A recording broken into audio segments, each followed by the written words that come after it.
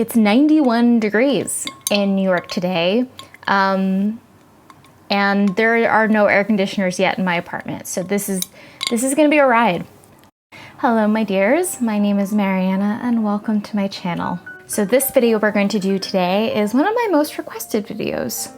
Today we're going to be talking about how to use the depth psychological technique of active imagination with the tarot. Now this is something I've developed over a long time. It's something that I work with personally and something that I really often recommend for my clients to do after a reading to continue to develop the messages that are really meant to come through.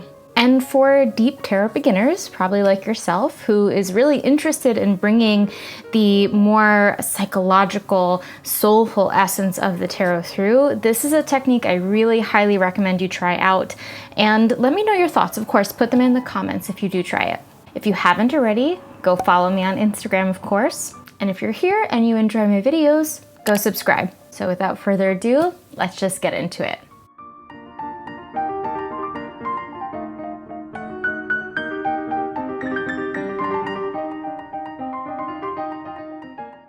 So first we have to start off by explaining what is active imagination. So active imagination is a psychological technique developed by Carl Jung. Now, if you have not heard me talk about Jung before on this channel, I don't know what video you're watching because I'm pretty sure I reference him in at least 98% of my videos. So let's talk more about Jung. Carl Jung is one of the founders of depth psychology, and his idea is really that we share a collective unconscious, that there are archetypes and mythologies, images, symbols that live collectively in us all. And between the years 1913 and 1916, he actually had what many people consider a mental breakdown. He had a big emotional crisis and shut himself away in his office, which I actually just had the delight of being able to see with my own eyes because I just came back from Switzerland. That was a real thing I did, which is probably why this video is gonna come out so late. So while he was in this sort of breakdown, he was having a lot of visions and dreams and experiences of encountering the unconscious. And when we're talking about the unconscious, we're talking about not only our personal memories and our personal traumas and the stuff that we've lived with all our lives, we're also talking about, as I mentioned, the collective. We're talking about the symbols that have existed in humanity since the beginning of time. So as he's having these dreams and images come to him, he decides to start to work with them. So this is when he develops this technique of active imagination, and it is exactly what it sounds like. It's the work of imagining, but actively. So instead of just kind of going into a mental fantasy and letting it happen, we're sort of participating in the imaginatory work. It's very much like lucid dreaming, where our consciousness is awake and making choices, but we're still in the dreamscape, which we can't control. So the technique of active imagination is basically bringing ourselves into the imaginal space, allowing a story, a myth to unfold before us, and not consciously directing what happens in it, but being aware of where we are, what we're engaging with, and just really witnessing, experiencing this episode. Now, the purpose of doing this active imagination is basically to work more consciously, more thoughtfully with what comes up in the unconscious. Usually this is in the case of dreams. We have a dream, we have a really interesting image that comes up, like recently I dreamed that I was petting a baby elephant. That's not something you see very often. And so that symbol was really present in me for a while and really mystifying, and I really wanted to learn more about what this meant. So with active imagination, you bring that image into this space of active imagining and see if there's something more to learn about it. Maybe you follow the baby elephant through the jungle and discover an ancient temple or something and find a treasure that you didn't know you were looking for. Or maybe it talks to you and reveals something about what part of you it represents. The purpose of active imagination is to hear these messages that come up from the unconscious so that we can more consciously individuate, so that we can understand more deeply who we are, so that we can get ever closer toward wholeness. So how do we use this with the tarot? It's really quite simple, and I've just taken Jung's 4-step process in active imagination, and rather than working with a dream image or a synchronicity that has come through, we're working specifically with the imagery of the cards. And before we go to these 4 steps of active imagination with the tarot, I want to remind you that the Archetypal Tarot School is still open for enrollment, although there's less than 10 spots left. So we're really in these last days here. This school is a 9-week container in which we are going to explore the tarot through mythology, mysticism, depth psychology, and the archetypal realm. We are going to look at all 78 cards of the tarot, not just the major arcana, and really discuss how to read the tarot archetypally. It is both self-paced, meaning that you get to watch the instructional videos in your own time, but it is also community-oriented, meaning that we come together every week to discuss, to reflect, to pull cards, and just be with each other in this journey. I am shocked by how quickly this school has filled up, so if you are feeling like this is right for you, please go check it out. The link is in the description. All right, let's talk about it now. So step 1, we're going to lower the mental level. Now, I've mentioned this in another video about how to prepare to give a tarot reading. Check it out here. It is actually a very, very good one. Highly recommend. Essentially, what we're trying to do is what Jung called the abaissement du niveau mental, which is the lowering of the mental level, the lowering of the conscious level. So we're getting in a sort of meditative state, and it's not exactly meditation because we're not trying to turn off consciousness altogether. We're trying to lower it, quiet it, so that unconsciousness has more room to speak. It's hot, man.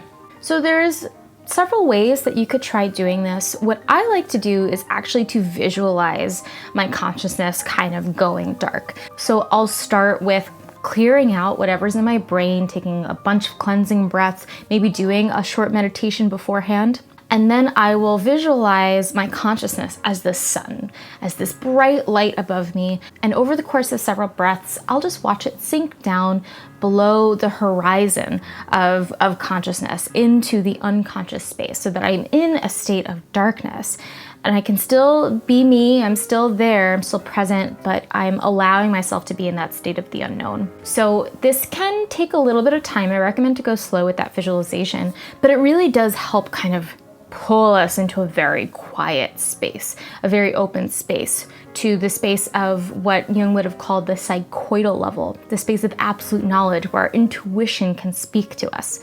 This is the space of the collective unconscious, and this is where we're going to meet the archetypes in the tarot. Next, we're ready to enter the imaginal realm. This is when we actually pull the card, have the image, we're ready to go with the active imagination. If you're working with the Queen of Cups, just call the Queen of Cups to mind, see her in your imagination, and see what happens. Maybe she leads you through some journey. Maybe she just wants to talk to you. Maybe she does nothing at all. And that is obviously something that happens a lot. When we're starting this imaginative work, sometimes consciousness is really uncomfortable. Mine usually is. And so this might not be the easiest thing to do right away. If you can't get anywhere, that's okay. Maybe now is not the moment, but you could also try starting a dialogue. That's usually what I do. So if you are seeing the Queen of Cups there and nothing's happening, you're just seeing the card, maybe go up to her and ask, why am I here? Why are you here? What's going on? What messages do you have for me? And see if anything comes through. Be really careful that your ego mind is not starting to butt in here, because that is the greatest risk of what could happen. When the ego starts to manipulate the situation and secretly wants the Queen of Cups to tell you that you need to be more creative, and that's what she says, we should be a little bit hesitant to believe that. The point is literally that we're engaging with the archetype as it exists within us and not like what our ego wants it to be. So be really curious, go really slow. It may take a few times trying this out before something really happens. Another warning I want to put out there is that this can sometimes be dangerous work. Jung warned about this a lot with active imagination, and other Jungians have as well, that when we enter the unconscious space, it is possible for our consciousness, for our ego center, to get really overwhelmed there. If you're somebody who's experienced a lot of trauma or just kind of feels untethered when you're in that dream world place, Make sure that you have someone like on call, that you've told a friend that you're doing this and ask them to check on you in a half hour. Just make sure that you're not just left alone to enter the wilds of the unconscious without any support. Step 3 is the fun part, honestly.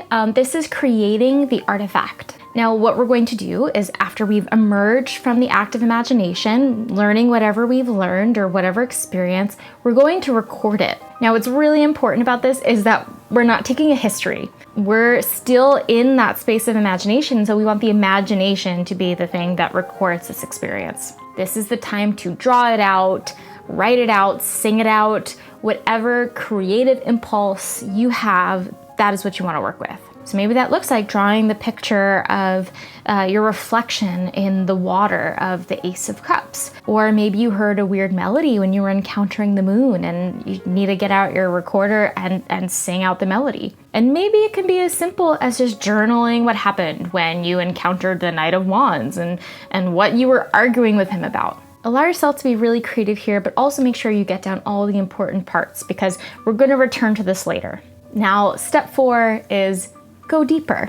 So simple. Essentially here we're going to use the Jungian techniques of association and amplification. Association is what it sounds like. We're going to see if any associations with the card or the image came up. So maybe you were working with the World card, and so the symbol of the Ouroboros was really highlighted in this active imagination. So now you want to see if there's any associations you have with the symbol of the Ouroboros. Maybe when you see that snake eating its tail, you think of alchemy, or maybe you think of a ring that you had in childhood that you absolutely loved. Notice if there's any personal associations and any collective associations. Maybe the association of the ring you had in childhood brings back a feeling of being really strong and really centered in yourself. And maybe the collective image of the Ouroboros and alchemy makes you feel deeply wise and longing for a more primal connection with life. It's important with these associations that we're not creating chain associations, which is something that Robert Johnson really points out in his book, The Inner Work. Highly recommend that book. It'll be in the description. Go look at that. So what this means is if we're thinking about the Ouroboros, maybe you think of the ring you had in childhood, which makes you think of your friend Becky, which makes you think of that one time you had that sleepover that was really weird, and then you just keep going and going and going, and you totally lose the connection to the Ouroboros, which connected you to the World card. We're getting too far away from the thing. We want to stick really to what that immediate association is and what comes up for you around it. Now let's talk about the other work of amplification. With amplification, we're more so working with the collective symbols. That means gathering more information outside of your immediate associations and feelings that could maybe give more meaning to the symbol. So with the Ouroboros, there's so much that you can look into. You could explore Eastern alchemy. You could explore ancient Hermetic wisdom. You're amplifying it, you're growing it, you're expanding it so that you can see if there are other things in the collective unconscious that are attached to that symbol that can give you a greater awareness of what it really means for you. Maybe you do explore the ancient Ouroboros and discover its connection to the great goddess, and then realize that there's a call to revive that divine feminine center within yourself. This is really fun with the tarot because not only are we exploring the traditional things associated with the tarot cards, it also means that we're really deepening our understanding of the cards in a way you probably haven't tried out before. So for the World card, rather than focusing on closure and completion and wholeness, now we're getting into the mystical mythologies of the whole world, and that can just be so illuminating. One of my favorite experiences working with this is when I was really working with the Hanged Man, and I explored the mythology of Odin. Now, Odin was the Norse god of wisdom, and he sacrificed himself on the world tree in order to gain new, greater wisdom. And this was so fascinating to me because the god of wisdom sacrificed himself for greater wisdom. And something clicked in me, something really fundamental came through about the idea of the Hanged Man being sacrificed not only so that we can just surrender or not try to grip so hard onto what we can't control in life, but sacrifice for the greater, higher self. Sacrifice what is already working for something that needs to work even better, that is even truer and more authentic. So I really, really recommend you try out these techniques, try out active imagination with the tarot, because not only is it such great work for our individuation practice, it is so good for learning the wisdom of the cards. And it has just been one of the coolest things to really do and make the tarot practice really support the psycho-spiritual work. Okay, we did it. I didn't burn alive from the 91-degree heat. Hooray. So I hope this was interesting and really inspired you to try out some active imagination with the tarot. Don't forget to subscribe. Don't forget to go follow me on Instagram. And don't forget to check out the Archetypal Tarot School. It's very limited. I'm very serious about it. It's been a pleasure, and have a beautiful, meaningful day, my friends. Is this cute, or am I just wishing I was 16 playing Kim McAfee and Bye Bye Birdie again? I really don't know.